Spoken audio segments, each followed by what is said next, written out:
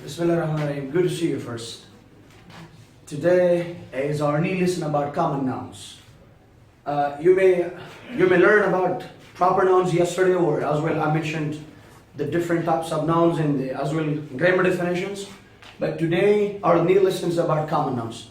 First of going to the particularities of common nouns, it's important that we have to understand that what is exactly common noun.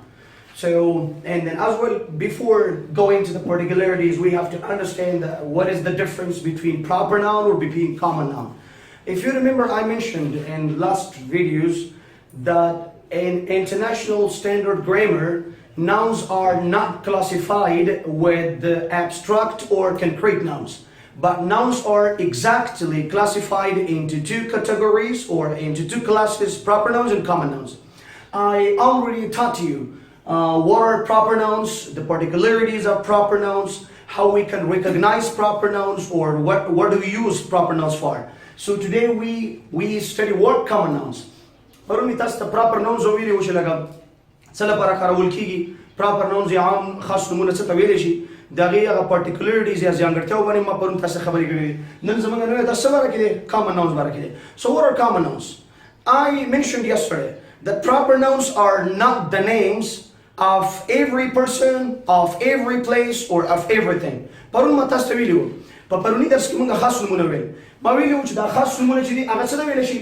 هغه چې دی د هر شخص د هر چا او د هر ځای نومونه نشي کېدلی. او common nouns چې دي د عام نومونه دا بیا د proper nouns چې دي لکه کټ مټ د هغې خلاف دي. لکه څنګه چې موږ proper nouns کې کوم particularities وویل دا یو particularity یا یو ځانګړی چې دی دا په common nouns یا په عامو نومونو کې نشته. So we can say that the big difference between proper nouns and common nouns that we have 6 particularities, and all these 6 particularities of proper nouns are not recognized or introduced for common nouns. هغه کومې ځانګړنې چې مونږ د خاصو نومونو لپاره تعریفوو هغه د عامو نومونو لپاره نه تعریفېږي. لکه دغه شپږ ځانګړنې چې کومې مونږ د خاصو نومونو لپاره لرو دا د عامو نومونو لپاره نه دي. دا common nouns څه شی دی؟ Why do we call common, the word common for that? Well, ورته موږ د common کلمه کاروو. عام نوم ورته ولې وایو؟ Common nouns are the names which are used to name common places, common things, or common people. د عام نومونه څه ته ویلی شي؟ دا د عامو خلکو عامو ځایونو او د عامو شیانو د نومولو لپاره استعمالیږي. عام نه څه مطلب دی؟ څنګه عام خلک، څنګه عام ځایونه او څنګه عام شیان. لکه دې نه څه مطلب دی د common nouns د دې عنوان د دې یوزیج نه؟ اصل کې چې دی لکه عام نوم دې ته ویلی شي چې هغه لکه په یو شخص پورې تړاو ونه لري. لکه زما common noun چې دی هغه ټیچر دی. نو لکه دې نه مفهوم دا دی چې دلته به ډېر داسې کسان وي چې هغه به ټیچرز وي. هغه به زما د خاندان مربوط هم پرون ما ویل چې لکه په proper nouns کې که زما نوم محمود وي نو لکه زما څلور نور ورونه چې دی هغه به محمود نه نومېږي. لکه هغوی کې به زما نه بغیر زما د خاندان به بل سړی د محمود په نامه نه وي. خو دا common noun چې دی هغه څنګه دی؟ هغه زما ټیچر دی. امکان دی ولري زما څلور نور ورونه چې وي هغه څنګه وي هغه هم استادان وي نو هغوی ته هم ټیچر استعمالېدلی شي. نو common noun چې دی لکه دا په یوه ځای پورې مربوط نه وي، په یوه شخص پورې مربوط نه وي، په یو شي پورې مربوط نه وي. ډفرنټ کېدلی شي. تاسو سره چې په جیب کې کوم قلم دی هغې ته هم مونږ پین ویلی شو، تاسو چې قلم دی هغې ته هم مونږ پین ویلی شو، تاسو چې کوم قلم دی هغه ته مونږ پین ویلی شو. So it is used for everything, for every person or for every place. It is not belonging to one person, to one place or to one thing. دا په یوه شخص، یوه شي او یوه ځای پورې څنګه دی تړاو نه لري. That's called what? Common noun. I mentioned already yesterday, if you remember about that proper nouns are used to name specific or identified or personalized names of people, places, or things. But common nouns are completely opposite of that. Common nouns are not used for specific or identified people, places, or things. پرون می تاسو ته ویلي وو چې عام نوم خاص نومونه د مشخص شوو او د معلومو خلکو شیانو او ځایونو لپاره کارول کېږي. عام نومونه بیا د دې لپاره نه کارول کېږي. common nouns چې کله موږ دا particularities وویل نو تاسو به انشاءالله په دې پوه شئ. اوس خو لس خبر دا ده چې عام نومونه څنګه دي؟ په یوه شخص، یوه ځای او یوه شي پورې اړه نه لري. د هر چا، د هر ځای او د هر شي کېدلی شي. That's called what? Common noun. What are the particularities of common nouns? I mentioned before that the particularities of common nouns are completely opposite of the particularities of proper nouns.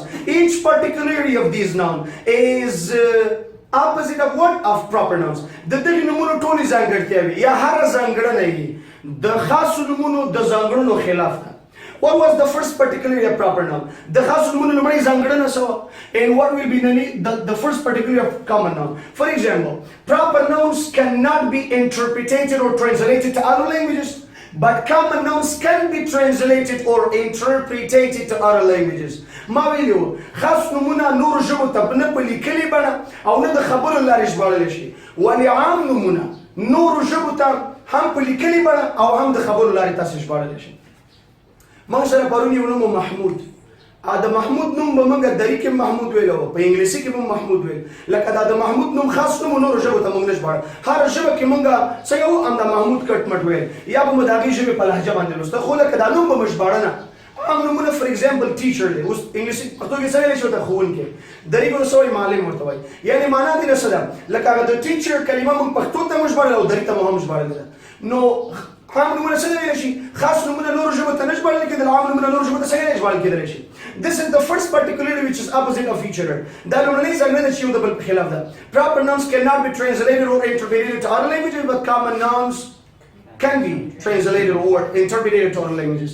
The second particularity, دوهمه ځانګړنه, I mentioned yesterday that the first letter of each proper noun in any part of the sentence is written in uppercase. ما ویلو چې د خاص نومونو د لومړنۍ تورې که د جملې په هره برخه کې راځي په کومو تورو به لیکل کېږي؟ په لویو تورو. But common nouns, we no need to write the first letter of each common noun in uppercase. But remember, we have two places or two usages for common nouns that the first letter of common noun need to be written in uppercase in these two usages. د عامو نومونو لومړني توري چې دی دا په کوچنۍ تورو نه لیکل کېږي، خو دوه استعمال ځایونه ورته شته. که چېرته عام نوم په هغې دوه استعمال ځایونو کې وکارول شو بیا به یې لومړنی توری په لوی ولیکړي، او که له دې دوو ځایونو نه بغیر نورو ځایونو کې کارول کېده بیا به څنګه وي؟ بیا به هغه تاسې لکه په کوچنیو تورو لیکئ. I mentioned yesterday that why do we write the first letter of proper noun with capital letter? I said that because it's a signal between the writer and the speaker, writer, or in the receiver, between them, that the writer signals with the capital letter to the reader that do not translate this noun to other languages. Writing first letter of proper nouns in uppercase is a signal between writer and reader. But one thing you have to remember, common nouns, there is no any signal in common nouns between writer, between speaker or receiver. There is no any signal. You can write the first letter of each proper noun in any part of the sentence in lowercase or with small letters, and then it means that you can translate each common noun into other languages. That's why we do not write the first letter of each common noun in lowercase. موږ د عامو نومونو لومړني توري څه لپاره په کوچنیو تورو نه لیکو؟ د دې لپاره یې په کوچنیو تورو نه لیکو چې دا کوچني توري باندې کله موږ د یو عام نوم لومړنی توری ولیکو، د دې نه مقصد دا دی چې تا ته اختیار دی چې دا کلمه ته نورو ژبو ته ژباړلی شي، او که په لوی تور ولیکو نو دې نه مقصد دا دی چې لکه دا کلمه تاسې نورو ژبو ته څنګه مه ژباړئ. دوه ځایونه کوم یو دي؟ If a proper noun is used as a proper word, we have two things we have to remember: proper nouns and proper words. These two are completely different. Pay attention. Proper nouns are different things, but proper words are different things. But they are used as the same thing with each other. Proper noun is used for what? To name a specific person, right? Or a specific place or a specific thing. And proper word is what? Proper word is exactly common noun, but when we use that common noun as the name of a person, as the name of a thing, or as the name of a place, then we have to write the first letter of that common noun with the capital letter. عام نوم خاص نومونه خو چې دی هغه خو اصل جدا دي. لومړني توري د همدې لپاره په لوی لیکل کېږي چې نورو ژبو ته ونه ژباړل شي، دې لپاره استعمالېږي چې مشخص خلک ونوموي. عام نومونه نورو ژبو ته ژباړل کېږي، لومړني توري په کوچني لیکل کېږي، خو چې کله یو عام نوم د proper word په توګه proper word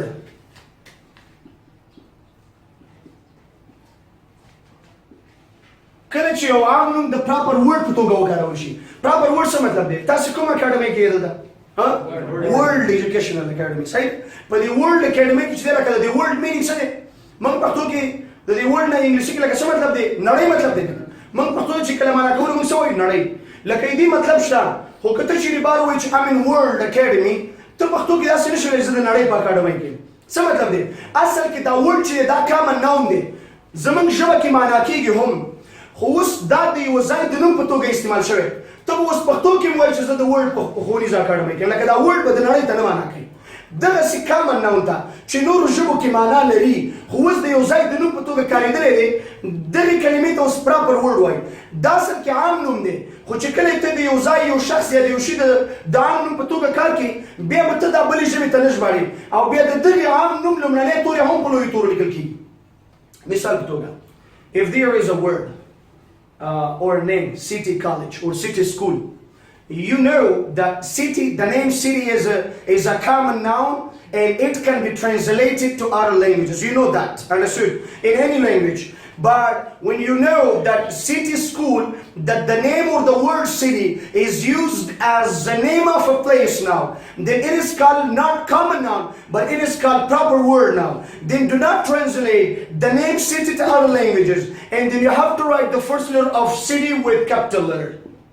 لکه مونږ کله وایو سیټي سکول یا وایو سیټي کالج ته په پښتو کې نه وایي د ښار ښوونځی یا د ښار کالج دا سیټي به نه معنا کوي ولې به نه معنا کوي اصل کې سیټي معنا کېږي ښار ته ویلی شي خو مونږ یې اوس ولې نه معنا کوو ځکه یې نه معنا کوو چې دا اوس د یو ځای د نوم په توګه کارېدلی دا په اصل کې عام نوم دی او چې کله یو عام نوم د یو ځای د نوم په توګه استعمال شي هغې ته بیا موږ څه وایو پراپر ورډ ورته وایو او دا پراپر ورډ چې دی بلې ژبې ته نه معنا کېږي په اصل کې معنا کېږي خو چې د نوم په توګه کارېدلی اوس یې نشي معنا کولی د دې به لومړنۍ تورې په کومو تورو لیکئ لویو تورو باندې یو ځای خو دا دی چې عام نومونه لومړنۍ تورې په لویو لیکل کېږي چې کله د پراپر ورډ په توګه استعمال شي دویم استعمال یې څه دی when a common noun is used at the beginning of a sentence چې کله یو عام نوم د جملې په پیل کې کارول کېږي each sentence is begun with a capital letter هر جمله څنګه دی هغه په لوی توري باندې پیلېږي نو تاسو ورته متوجه شئ چې کله موږ یو عام نوم د جملې په پیل کې راوړو هلته به تاسو د دې لومړنۍ تورې په لوی لیکئ هغه په دې وجه نه لیکئ چې جمله ورباندې پیلېږي او چې کله یو عام نوم موږ د پراپر ورډ په توګه کاروو هلته به د دې لومړنۍ تورې په لوی لیکئ د دې دوه ځایونو نه بغیر without these two usages it is completely impossible to write the first letter of a common noun in any part of the sentence in uppercase دا بیا دا شوی ده چې تاسې د یو عام نوم لومړنۍ تورې د دغې دوو استعمال ځایونو نه بغیر په کومو تورو باندې ولیکئ په لویو تورو باندې دا یې څوم یوزیج و دا یې دوم یوزیج و what's up is there any question okay دا proper word چې دا نه معنا کېږي proper word نه معنا کېږي استاد دلته یو کوس دی هغه معنا کوي آفرین لکه دلته یو کوس کوي نوم دی کونړ اپورچونټي سنټر صحیح ده هغوی معنا کړی د کونړ فرصت چې شي ښوونیز مرکز دا کمپلیټلی رانګ دی څنګه دی دا مطلب غلطه ده زه لکه ویډیو کې وایم چې څوک یې وګوري پرې پوه شي لکه موږ که داسې ووایو چې ورلډ ایجوکیشنل بلډینګ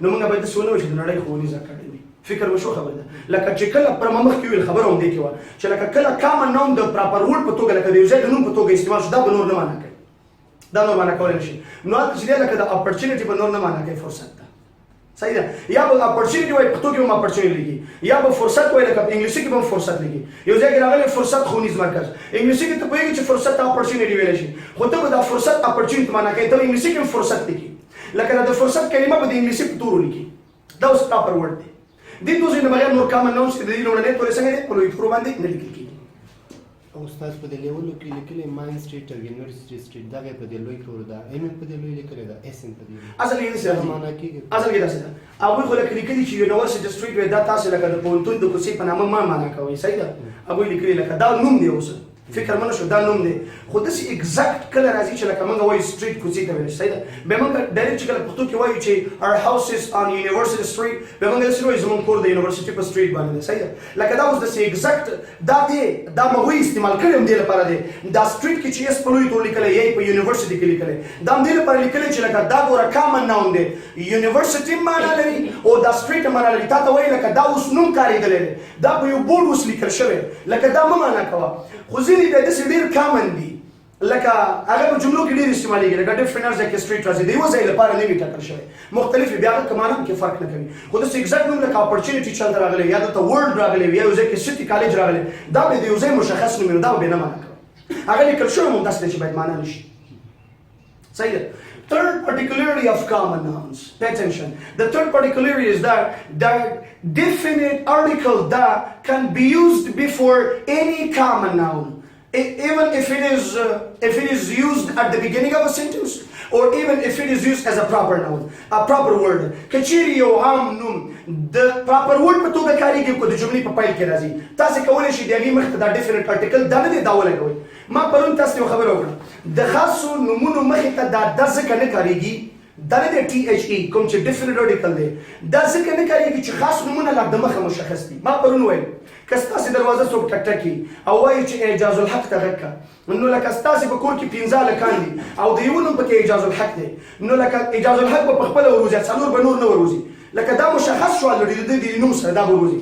او که غږ یې وکړه که په کامن ناون یې غږ وکړه چې هلک ته غږ کړه، نو تاسې 15 نه ټول هلکان یې کوم یې وروځي، یو به بل ته ګورئ چې لکه موږ خو 15 واړه هلکان یو، د چا خو هغه مشخص نوم وانخیسته کړه، اوس به تاسې 15 واړه مجبور یا ټول وروځئ یا به یو کس په نمایندګۍ ورلیږئ چې لکه ته پوښتنه وکړئ ته خو 15 هلکان دي ته کوم یو غواړې. نو د عام نوم مخې ته چې دا مشخص نه دی، یعنې دا 15 ټول هلکان دي که نه دې کې مشخص نه دی کوم یو. پراپر نوم کې به اجاز الحق مشخص دی، د څلورو نور نومونه چې دي اجاز الحق نه دي. نو چې کله کامن ناون مشخص نه دا 15 ټولو لپاره یو هلک کارېدلی دی، بیا به د دې د مشخصولو لپاره موږ څه کارو دا به ورته کارو. مخکې کله چې موږ ارټیکل دا کار کوو بیا په ډېرو ورته نومونو کې موږ یو مشخص کولی شو. د مثال په توګه if you want to buy a jumper, a jacket or something in a shop, understood that? Or then when you find out one and it's fit on you, or and then you try it on yourself, then you can say to the shopkeeper that this jumper is good for me or is fit on me, and then I want to buy it. So if the price of the jumper is not cheap or you do not have enough money to buy it, then you can tell to the shopkeeper that you can put this jumper somewhere else. I'm gonna go home and then take enough money and then bring it and buy it. Understood that? So when you come back with enough money to buy the jumper, then you can tell, if you tell the shopkeeper that I want to buy a jumper, it means that the shopkeeper needs to show all the jumpers again in the shop for you. Understood that? Or if you tell the shopkeeper that I want to buy that jumper, what does a jumper mean or that jumper mean? A jumper mean that it is not clear that which one do I want. Understood? But if they say that jumper means that you want the jumper which you told the shopkeeper that put it somewhere else and then I do not have enough money, I'm going to bring my money and then buy it. Understood that? Kati یو دکاندار ته ورشي وایي چې یو جمپر اخلي، جمپر دی واخیسته خوښ شو په ځان دی وکړه برابر دی، تاسو سره کافي اندازه پیسې نشئ چې جمپر واخلي. دکاندار ته وایي دلته جدا کړي دا وایي 1200 یو تاسو سره 1000 روپۍ ته وایي یو 100 روپۍ دا 200 زه باقي نور یې راوړم بیا تا دا جمپر اخلم. که ته چېرته لاړې او پیسې دې راوړې هغه جمپر خو دې له نورو پې را جدا کړه، اوس بیل دې کېښوده تا چې کوم خوښ کړی، اوس ته کور ته لاړې او راځې دا جمپر له دوکاندار نه اخلي. نو که ته دوکاندار ته وایي چې ما ته ګیو مې جمپر، د دې جمپر څه مطلب دی؟ یو جمپر راکړه. یو نه څه مطلب دی؟ لکه هغه به بیا تا په دې ټول دوکان کې ګرځوي، تا ټول جمپر یې به درته ښیي چې تا کوم یې خوښ شو هغه به اخلي. او که تا وایي چې ګیو مې دا جمپر، د دې ده نه څه مطلب دی؟ هغه جمپر راکړه. هغه نه څه مطلب دی؟ د ده نه یعنې ما چې درته وایي ته جدا کښېنه چې زه پیسې راوړم ویې اخلم همغه راکړه. یعنې کله چې د عام نوم مخې ته د استعمال شي په ډېرو ورته نومونو کې یو مشخص کوي. نو کېدلی شي چې د عامو نومونو مخې ته څه وکارول شي؟ دا وکارول شي. ما سره یو ډېر ښایسته قلم دی او تا ویل یاره دا قلم که دې ما ته راکړی وی، زه هم اوس راسره دا قلم خو ځکه بیا لاړم هغې دوکان ته نو تا ته هم داسې قلم راوړم، اوس ما سره هم دا یو دانه دی. نو زه لاړم او ما قلم ورک شو، سبا چې راغلم سیم I have lost the pen، قلم رانه ورک شوی دی. فکر مې شو خبر ده یا I lost the pen، ما قلم ورک کړ. دا پن نه څه مطلب دی؟ کوم چې تا غوښتو. فکر مې شو که دوی چې I have lost the pen ما یو قلم ورک کړی، یو قلم یې کې تور شین کوم بل ډول به یو قلم ورک کړی وي، او که دوی چې I lost the pen ما قلم ورک کړ، دا پن نه څه مطلب دی؟ لکه هغه قلم مطلب دی چې تا غوښتو. یعنې د داسې یو شي لپاره استعمالېږي چې د سپیکر او د ریسیور یعنې د متکلم او مخاطب ترمنځ الریډي مشخص وي، دې لپاره استعمالېدلی شي. فور پرټیکولر یعنې د کامن ناونز مخې ته موږ څه کارو؟ دا کارولی شو. بل چې دی لکه فور پرټیکولرلی څه ده؟ Pay attention. Ordinal numbers can be used before common countable nouns. د عامو شمېرېدونکو نومونو مخې ته موږ هغه د پرلهپسې نومرې نه دي 1 2 3 4 کوم چې د محاسبې لپاره کارېږي دا موږ کارولی شو. پرون ما تاسو ته ویل چې لکه د عامو نومونو د خاصو نومونو مخې ته موږ څه نه کارو؟ د خاصو نومونو مخې ته موږ هغه د پرلپسې یا محاسبې نومرې لکه 1 2 3 4 دا مونږ نه کاروو. ولې نه کاروو؟ ځکه خاص نومونه نه شمیرل کېږي. کوم نومونه چې نه شمیرل کېږي مخې ته یې لکه د محاسبې نومرې نه لګېږي. مونږ یو اوبه 1 water 2 water نه وایو ځکه چې اوبه نه شمیرل کېږي. نو داسې چې خاص نومونه نه شمیرل کېږي مونږ یې مخې ته اوریډینل نمبرز نه کاروو. خو د عامو نومونو مخ ته کارېدلی شي. د کومو عامو نومونو مخ ته چې هغه د شمېرېدلو وړ وي. فار ایگزامپل موږ ویلی شو چې 1 book 2 books 3 books 4 books. ولې چې لکه بوک څنګه دی دا د شمېرېدلو وړ دی. خو موږ اوس واټر چې دی لکه پښتو کې مینینګ ورته لشته دی که نه. واټر چې موږ له پښتو د معنا کوو څه معنا لري؟ اوبه. لکه بلې ژبې ته معنا شو دا عام نوم دی. خو موږ 1 water ولې نه وایو؟ عام نوم هم دی خو بیا موږ بیا مخ ته پرلپسې نومرې نه لګوو. د دې لپاره نه لګوو چې لکه دا عام نوم دی خو نه شمېرېدونکی دی. هر نوم چې عام وو یعنې بلې ژبې ته ژباړل کېدلی شو شمېرېدونکی وو د هغې نومونو مخ ته موږ څنګه دي اوریډینل نمبرز موږ کارولی شو. Fifth particularity, proper nouns can be pluralized. What's up? Proper nouns can be pluralized if they are countable. عام نمونه شمیرل کېدلی شي خو په دې شرط چې د شمېرېدلو وړ وي. ټول عام نمونه نه شمېرل کېږي. یو خو خاص نمونه و چې هغه بیخي نه شمېرل کېده. عام نمونه شمېرل کېدی شي خو په دې شرط چې د شمېرلو وړ وي. ځکه عام نومونو کې داسې نومونه شته چې نه شمېرل کېږي. فار ایگزامپل material nouns cannot be counted. د جنس نومونه نه شمېرل کېږي. abstract nouns cannot be counted. داسې نه لمس کېدونکي نومونه نه شمېرل کېږي. فار ایگزامپل liquid cannot be counted. همداسې مایعات نه شمېرل کېږي. ډېفرنټ شیان دي. نو لکه عام نومونو کې داسې نومونه شته چې نه شمېرل کېږي. هغه کوم چې شمېرل کېږي هغه موږ بیا څنګه کولی شو چې د شمېرلو قابلیت لري هغه به موږ شمېرلی شو. نو خلاص خبر دا چې خاص نومونه خو بیخي نه شمېرل کېدل. د دې په 15 پارټیکولري کې دا دی چې لکه عام نومونه شمېرل کېدی شي خو په دې شرط چې د شمېرلو وړ وي. یعنې دې نه مطلب د زما د دې خبرې نه دا دی چې ځینې داسې نومونه شته دي په عامو کې چې ځینې شمېرل کېږي او ځینې بیا د شمېرلو قابلیت څه نه لري. The fifth particularity or the sixth particularity. Yes. The sixth, fifth or sixth? Okay, so again, no problem. What is the sixth particularity? That indefinite article a or n can be used before proper noun, before common nouns. Which common nouns? Singular countable common nouns. The a or n نه کوم چې indefinite article a and n دې ته د پیژندنې نه معلومه ټولې کلمه ویلی شي. دا دواړه چې دی دغه نه مخکې د عامو نومونو مخې ته کارېدلی شي. خو په دې شرط چې دوه دغه شرطونه پکې وي. د هغو عامو نومونو مخې ته دا a or n کارول کېږي. یو شرط دا وي چې باید شمېرلو والا وي یعنې د شمېرېدلو قابلیت ولري. او دویمه خبر دا وي چې singular وي یعنې مفرد وي. لکه موږ داسې نه شو ویلی چې I have a books. لکه books عام نوم دی خو books اوس جمع دی plural دی. نو تاسې د books یعنې د عامو جمع نومونو مخې ته a نه شئ کارولی. بل په دې شرط چې د شمېرلو وړ وي I have a water نه شو ویلی. ولې نه شو ویلی؟ ځکه دا water چې دی عام نوم دی خو نه شمېرېدونکی دی. So we can say the sixth particularity is that indefinite article a or n can be used before singular